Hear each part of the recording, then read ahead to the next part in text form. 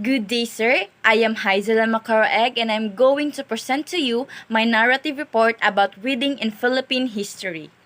In this chapter, history as discipline and as a narrative is being introduced. It discusses the limitation of historical knowledge, history as the subjective process of recreation, historical method, and historiography. This chapter also presents the sources of historical data, the written and the non-written sources of history, as well as the differentiation of primary and secondary sources of information data. Historical criticisms such as external and internal criticisms are also being discussed here. These are important aspects in ascertaining the authenticity and reliability of primary sources upon narratives are crafted. This chapter discusses the life of the early Filipinos before the conquest of the Westerners. It aims to prove that our ancestors had a high level of culture even before the coming of the Spaniards. How the Filipinos started building their communities along the mouth of the river and coastal areas. It also presents here the different archaeological records of the early Chinese and some Muslim scholars narrating the existence of civilization in the archipelago even before Magellan landed.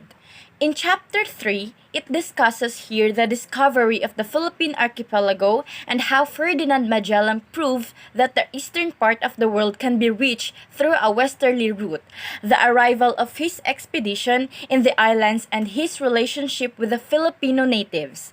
It also presents here the conflicting views about the size of the first mast, Butuan or Limasawa.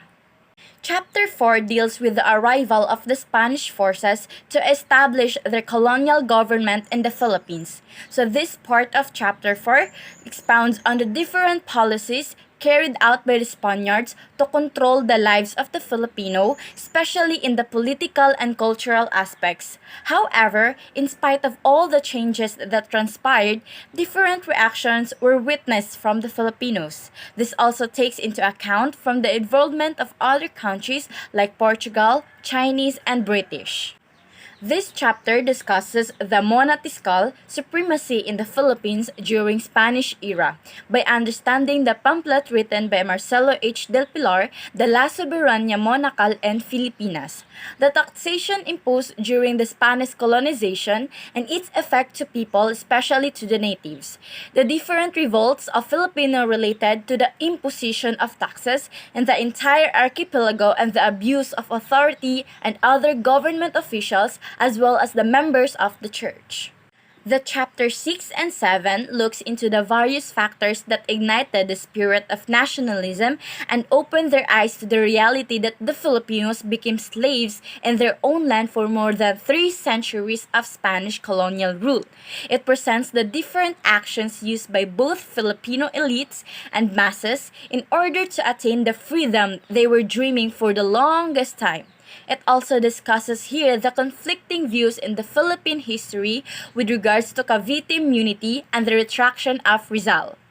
So we can conclude that learning history can make us appreciative, knowledgeable, respective, and can prepare us in terms of facing problems in the current and future generations in terms of improving the economy by innovating significant resources for a better community that we can gather from the past.